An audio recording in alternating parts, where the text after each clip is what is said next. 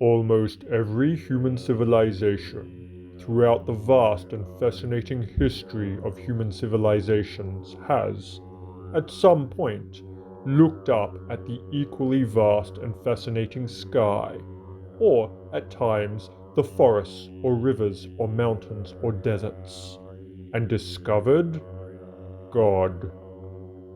Those civilizations with particularly excitable imaginations went on to discover more gods, and those who had simultaneously been uncovering the secrets of literature, philosophy, and science would go on to create entire pantheons of greater and lesser deities, sagas of great suffering, hope, tragedy, and triumph, morals and fables to connect their myths to real-life lessons and ethics. It is a little-known fact, rarely taught in schools these days, if at all, that the ancient Makthu tribes of the lower Philasian valleys, who first invented the sport of squash around 2700 BCE, created a small family of squash gods. These deities live on today, due in no small part to the fact that they are still worshipped around the world, though most followers do not realize the strength of their own faith. You are about to be introduced to your beloved and sometimes despised pantheon of squash gods.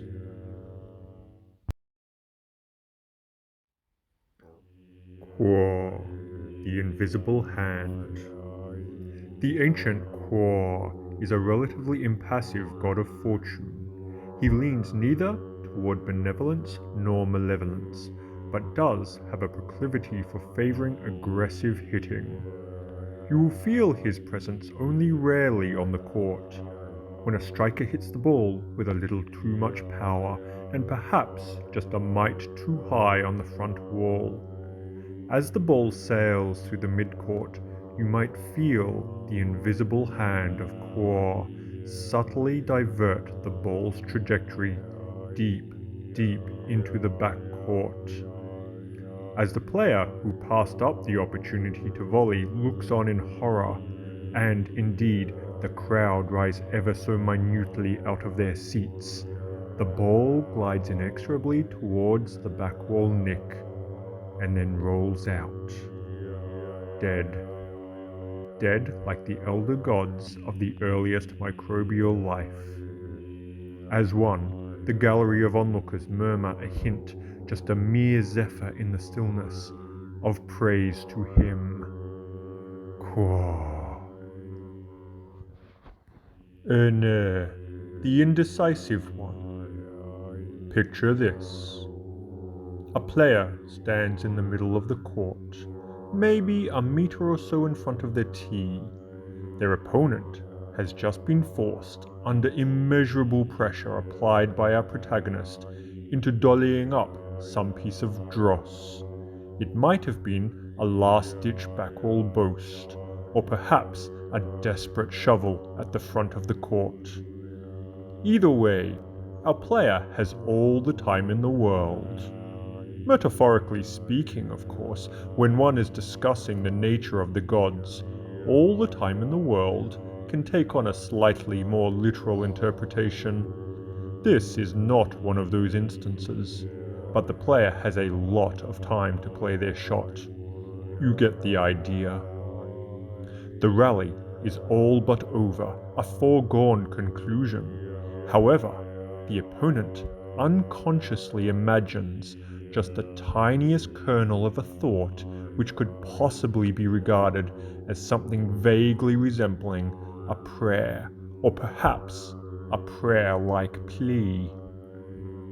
With an absolute and terrifying silence, a soundless gong completely fails to shatter the stillness on the court. The universe has suddenly shaken and changed in indescribable ways, and yet nobody is aware. Nobody is aware that Erne has just manifested themselves.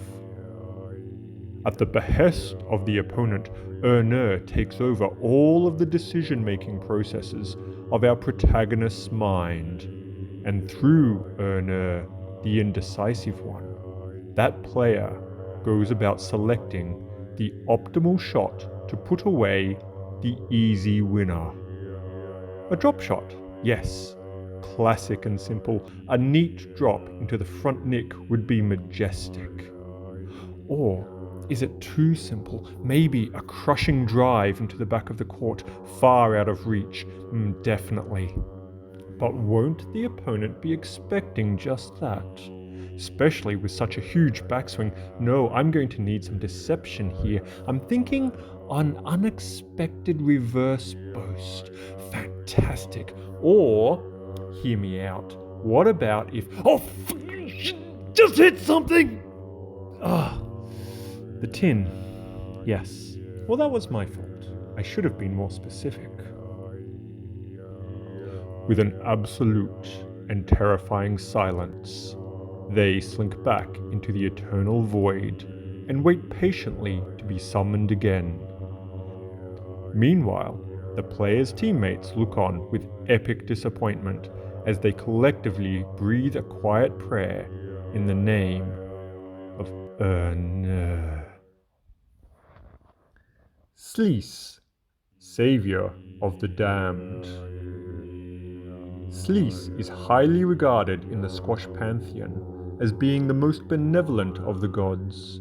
She revels in giving aid to those in the greatest of need.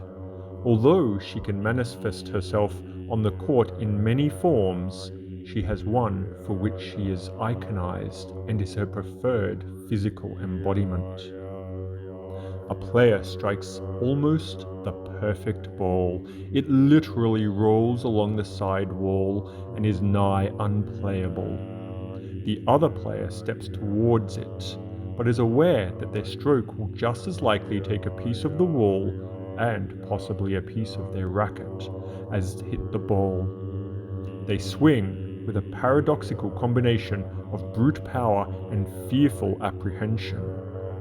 But just when all seems lost, when the night is darkest, when there is nary a single ray of shining light in the world, when the point is forfeit, Sleece appears. She comes unbidden, always at her own behest, and her behest alone. One does not summon Sleece, nor can one pray to her somewhat fickle generosity. She weaves her divine inspiration as is her wont, and chooses the recipients of her righteous touch according to a set of rules unknowable to man. Our protagonist swings their racket in hopeless hopefulness, and they just barely, minutely clip the very outer edge of the ball with the very outer edge of their racket. The touch is hardly perceptible to mortals, but Sleece's influence is infinite in its accuracy. There are just enough atoms colliding that some forward momentum is generated within the ball, more spinning wildly in unconstrained chaos than driving purposefully towards the front wall. The small black sphere pushes forward with a slow and almost sapient will, whilst the opponent is subconsciously retreating toward the back of the court, having borne witness to a prodigious swing. The ball paradoxically ebbs with interminable sluggishness to the front of the court. The onlookers have time aplenty to gasp and query whether the ball will indeed make it up. But Sleece, understanding the pure determinism behind her pious touch, has already departed. The outcome is foregone and foreknown to her. Of course, the ball just plops onto the front wall, millimeters above the tin, and with barely enough power to bother dropping to the floorboards thereafter. And with the opponent truly deceived by the events which have just transpired, our hero wins the unwinnable point by playing the unplayable shot. Blessed be the touch of Sleece, Let us rejoice. Belshazzar, the god of impossible things. Despised by mortals and his fellow gods alike, Belshazzar is a foul and unwelcome stench which permeates the halls of the courts of the gods. His name is cursed and spat by players everywhere, and it is upon such derision that he gains immeasurable pleasures and draws his very strength from. I have no doubts that you too have been visited many times by the mighty Belshazzar, and it is with equal certainty that I know that you have exclaimed in anguish as his malevolent will twists and rents the very fabric of fairness and justice. It is with great melancholy and regret that I implore you to remember. Remember all the times that Belshazzar has ruined your well-laid and well-executed plans. You have run your opponent ragged, corner to corner, over and over. When they are on the verge of exhaustion and their will to stay in the rally is fading fast, you play a clean and clear winner. The ball is too far for them to even contemplate reaching, too far and too tight. In utter and unthinking desperation, they stagger a few steps, and there is some minor contact between the two of you. Let please, they implore the referee, but it is clearly to no avail. No referee in their right mind could manufacture some logic to award a let. You know it, all the spectators know it, even your opponent knows it. It is these moments, the moments of absolute certainty, where objectivity wins out over opinion, where determinism trumps randomness, where truth bests lies. It is these very moments which rile the very fibre of Belshazzar's being. Revolting against the natural and correct order of things, he steps in and contorts the fabric of reality into his tainted and grotesque image. Yes, let. Now I dare you to tell me that you have never had an unfortunate encounter or two with the horrid god of impossible things, Belshazzar. Thok Thok Roll, triumvirate queen of the squash gods. The undisputed queen of the squash gods is the triumvirate spirits of Thok, Thok, and Roll. Roll, the eldest, and her younger twin sisters are at ease inhabiting the one manifest form, a beautiful squash player in the peak of her training. Her skills and fitness are incomparable, and she is always in control on the divine court. It is somewhat unexpected, therefore, that she prefers to use her powers on mortals who are in the most dire of straits, those in the greatest trouble, and those in the greatest need of her tender and generous assistance. From her vantage point, in the Racket Sports and Fitness Center of the Gods, Thok Thok Roll seeks out a worthy candidate to bless. And lo, she spies one, a player who has been run ragged throughout a long and arduous point.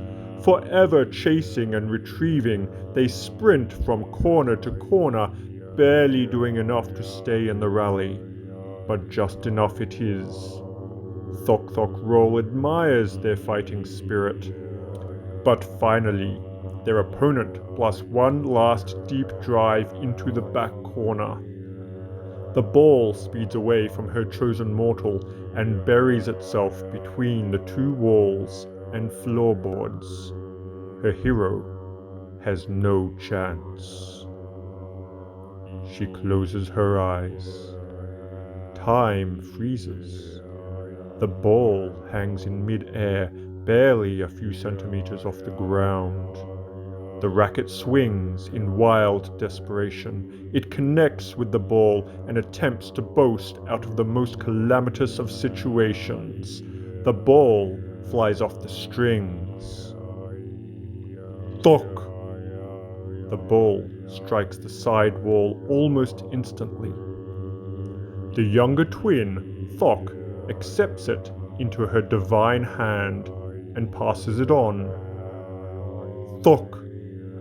The ball strikes the front wall.